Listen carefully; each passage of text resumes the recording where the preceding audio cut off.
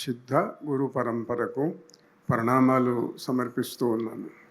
ఈనాడు పవిత్రమైనటువంటి సౌందర్య లహరి పారాయణం జరిగింది. జగద్గురువులు శంకరాచార్యుల వారు రచించినటువంటి అద్భుతమైన, అనుపమానమైన, అపూర్వమైనటువంటి గ్రంథం లలితాదేవి యొక్క మహిమలను వర్ణించేటువంటిది. దాంట్లో ప్రధానంగా ఏమిటి అనంటే అమ్మవారి యొక్క శక్తి దాంట్లో వర్ణించటంలో ఆయన ఒక మాట అన్నాడు. శివుడైనా సరే శక్తి కనుక లేకపోతే ఏమీ చెయ్యలేడు. మొట్టమొదటి శ్లోకంలో అదే, శివశక్త్యాయుక్తో యది భవతి శక్తః ప్రభవితుం నచేదేవం దేవో నకల్లు కుశల స్పందితుమపి అతస్త్వాం ఆరాధ్యాం హరిహర విరించాదిభిరపి ప్రణంతుం స్తోతుం వా కథమకృతపుణ్య ప్రభవతి. పరమేశ్వరిని ఆరాధించాలి అనంటే, లలితాదేవిని పూజించాలి అనంటే దానికి ఒక అర్హత కావాలి. ఆ అర్హత ఏమిటి అనంటే, కృతపుణ్యుడైన వాడు ఆరాధించగలుగుతాడు.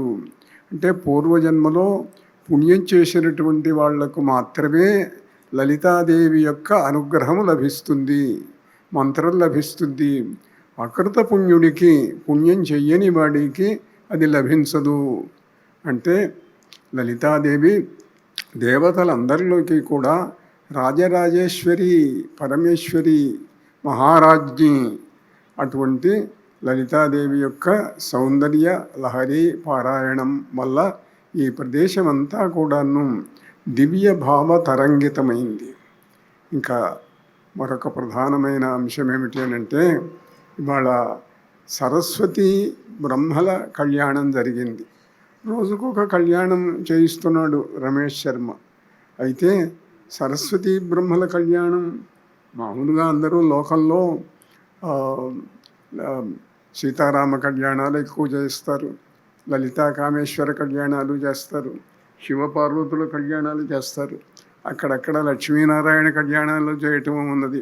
కానీ సరస్వతి బ్రహ్మల కళ్యాణం చేయటం చాలా తక్కువ. అరుదైన వాటిల్లో ఇదొకటి. కాళీ కాలభైరవ కళ్యాణం ఒకటి చాలా అరుదైనటువంటిది. కాశీ పట్టణంలో భైరవుడు అవతరించి ఉన్నాడు. ఆ భైరవుడు కపాల భైరవుడుగా అవతరించినటువంటి ప్రదేశంలో కాళీదేవి కూడా ఉన్నది. అక్కడ భాద్రపద పూర్ణిమ నాడు కాళీ కాలభైరవ కళ్యాణం జరుగుతూ ఉంటుంది. అక్కడ ప్రతి సంవత్సరం కూడా కొన్ని లక్షల మంది జనం వస్తారు. ఆ కాళీ కాలభైరవ కళ్యాణం చూసిన తర్వాత మేము అనేక ప్రదేశాలలో కాళీ కాలభైరవ ప్రతిష్ఠ చేయించటం మాత్రమే కాకుండా కళ్యాణాలు కూడా చేయించడం జరుగుతూ ఉన్నది. సరే, ఈనాడు సరస్వతి బ్రహ్మల యొక్క కళ్యాణం పురాణాలలో ఒక్కో పురాణంలో ఒక్కో రకంగా ఉంటుంది. శివపురాణంలో శివుడు సర్వేశ్వరుడు, అట్లనే విష్ణు పురాణంలో భాగవతంలో విష్ణుమూర్తి సర్వేశ్వరుడు, అలానే దేవీ భాగవతంలో అమ్మవారు సర్వేశ్వరి, అలానే నిన్న గాణపత సౌర సంప్రదాయాలను గురించి కూడా ప్రస్తావించడం జరిగింది.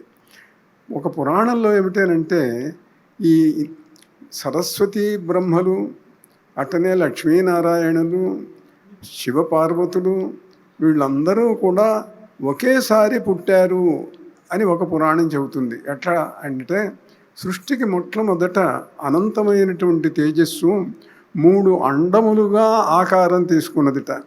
మనం ఈ సృష్టినంతటినీ బ్రహ్మాండం అంటాం. ఎవరైనా అద్భుతంగా పనిచేస్తే బ్రహ్మాండంగా చేశాడు అని అంటాం.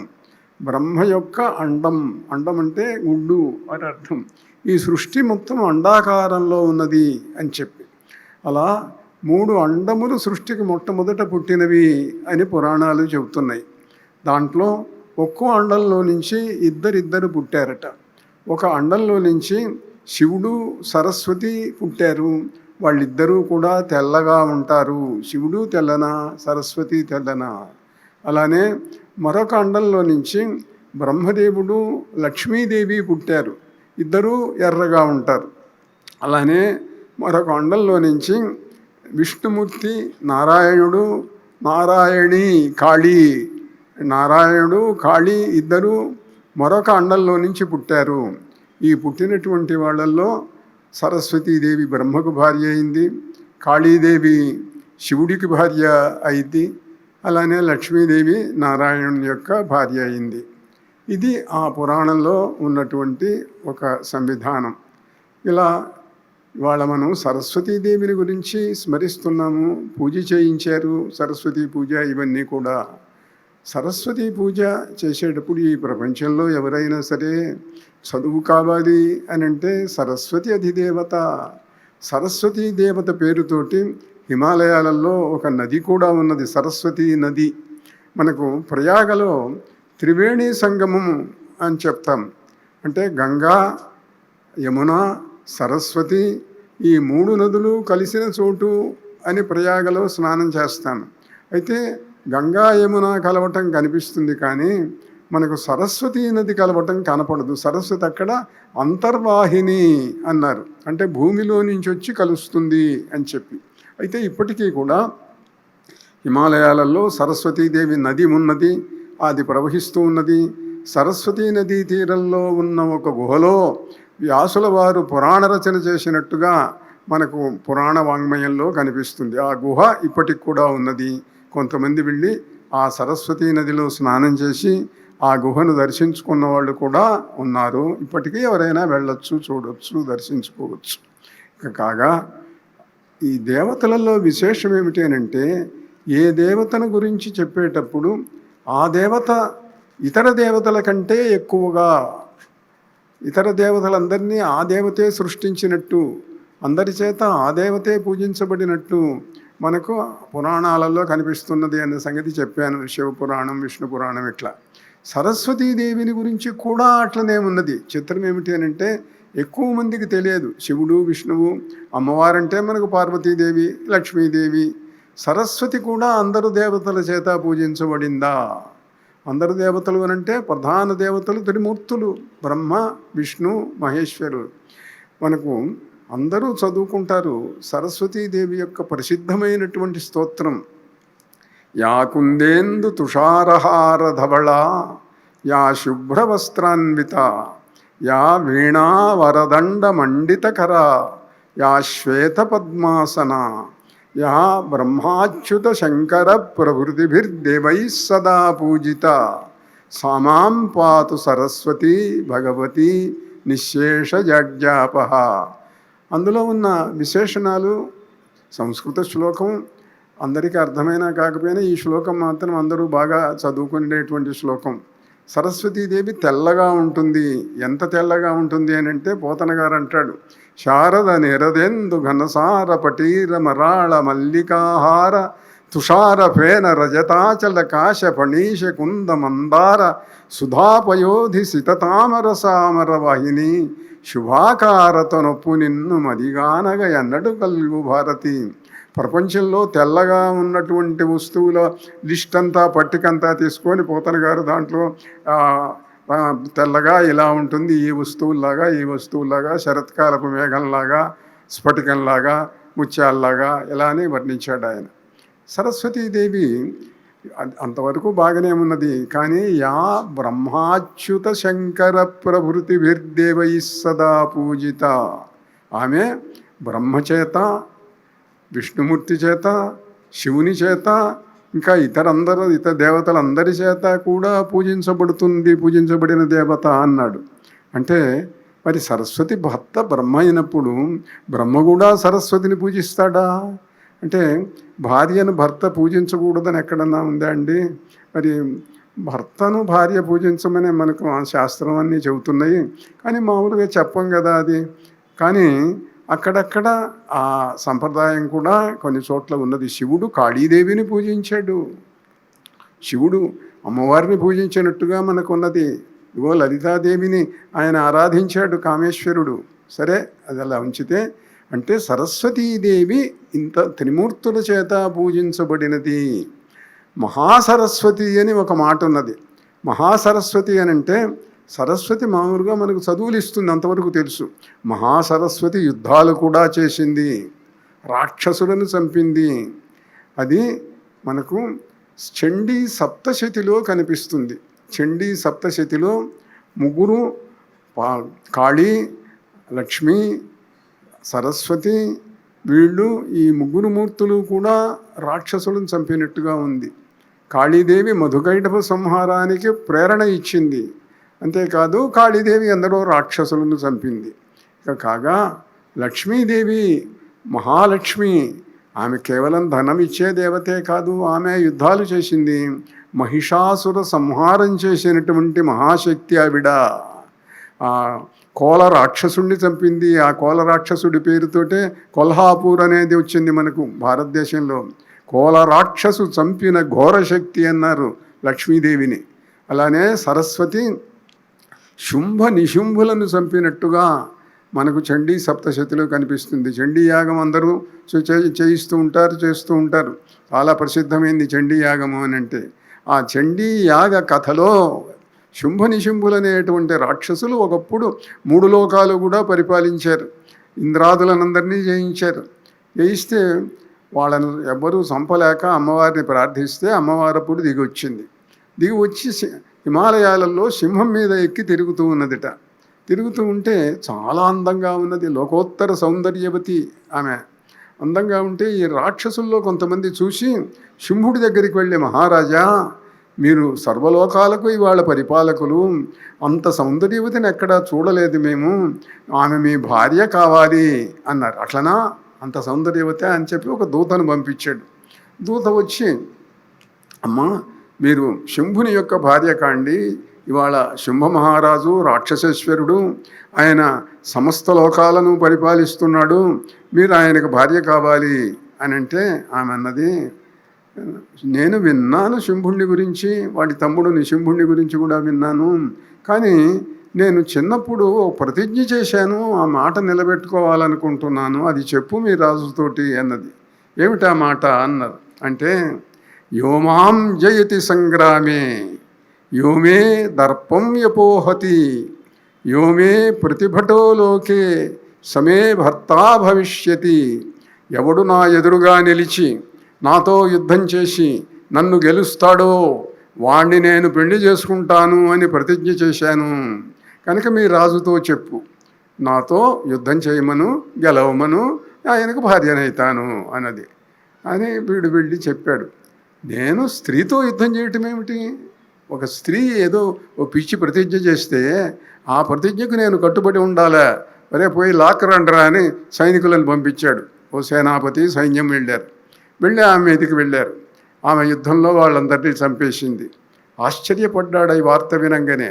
మరి మహాసైన్యాన్ని పంపించాడు, వాళ్ళు ఓడిపోయినారు, వాళ్ళు అందరినీ చంపేసింది పరమేశ్వరి. చంపితే అప్పుడు వాడే స్వయంగా బయలుదేరి వచ్చారు, 2 అన్నదమ్ములు, శుంభుడు నిశుంభుడు కూడా. సరే, అది కథ చాలా పెద్దదనుకోండి, సంహార కథ. సరస్వతీదేవి ఈ 2 రాక్షసులను, వాళ్ళ సైన్యాలను, శుంభ నిశుంభులను కూడా చంపేసింది.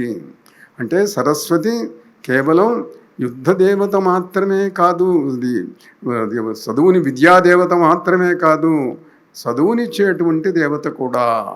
కాగా సరస్వతి విద్యను ఎప్పుడు ఇస్తుంది, ఎట్లా ఇస్తుంది, ఏమి చేస్తే ఇస్తుంది అంటే, మంత్రం చేస్తే ఇస్తుంది. సరస్వతి మంత్రంతో యజ్ఞం చేస్తే విద్య ఇస్తుంది, దివ్య జ్ఞానాన్ని ఇస్తుంది. మంత్రోపదేశం పొంది సరస్వతీ విద్యను చెయ్యాలి.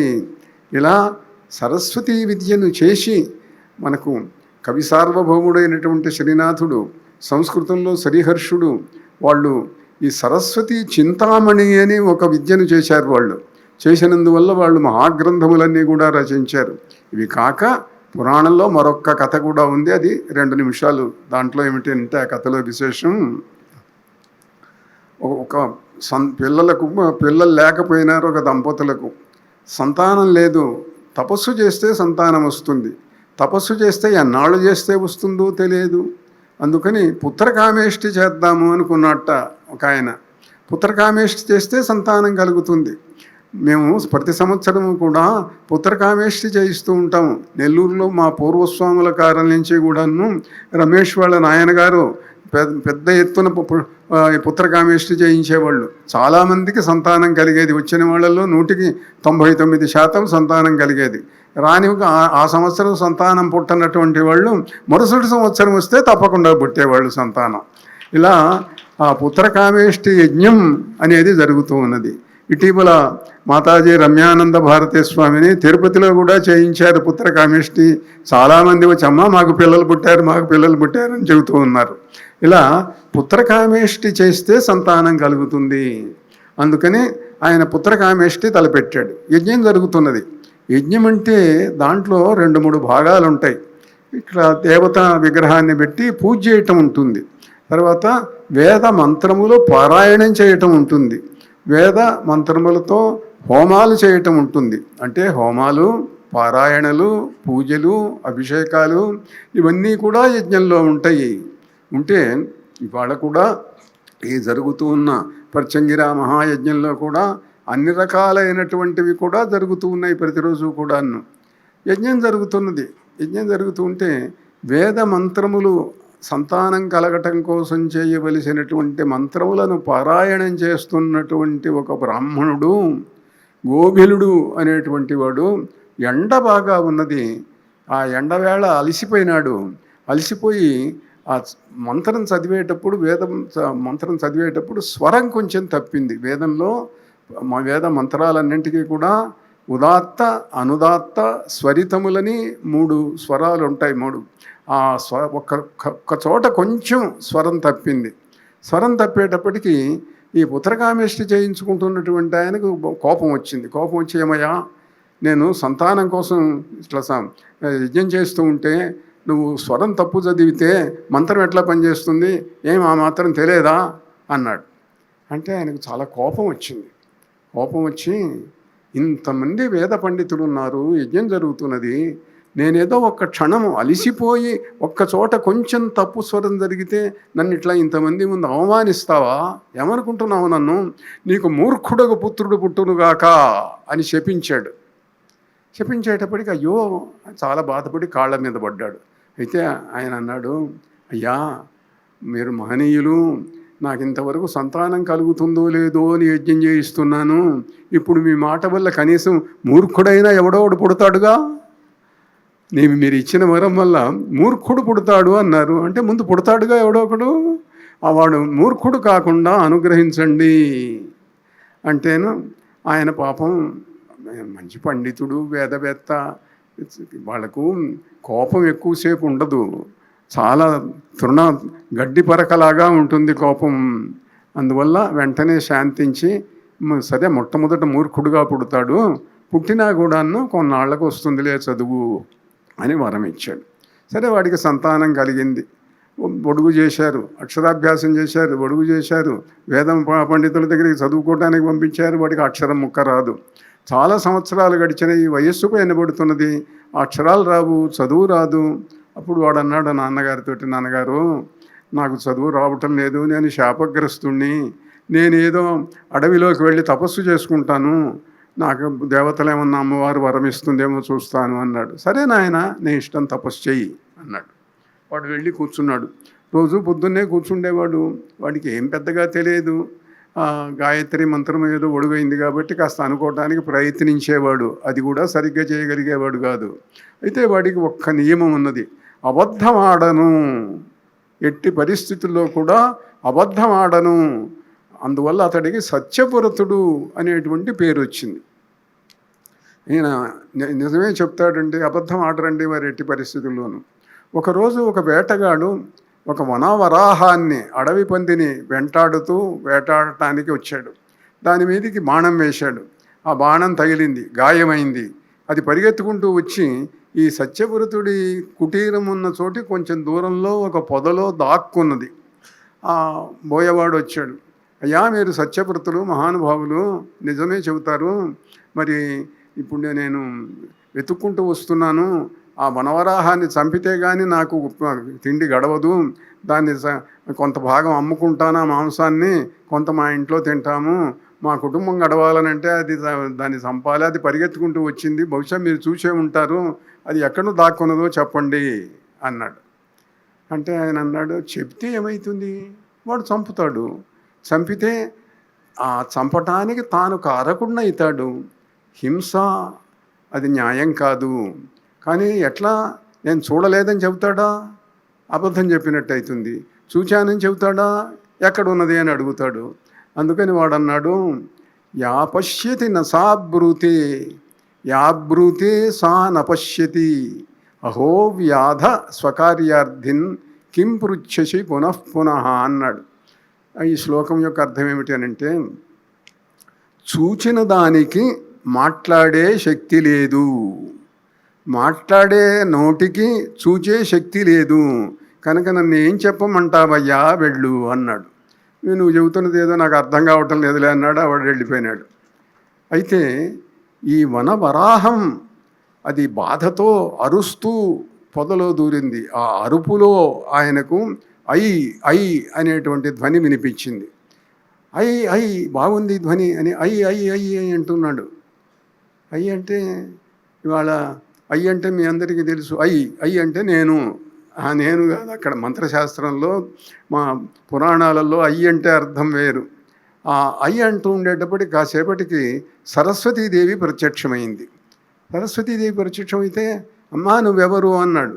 నేను సరస్వతిని, నీవు నీ ప్రాణాలు తెగించి ఆ బోయవాడికి భయపడకుండా ఆ ప్రాణిని రక్షించావు, అందువల్ల నీవంటే నాకు సంతోషం కలిగింది, సంతృప్తి కలిగింది. నేను అయ్యనే శబ్దానికి అధిదేవతను, అయితే దానికి బిందువు పక్కన చేర్చాలి. ఐం ఐం అంటే సరస్వతీ బీజం.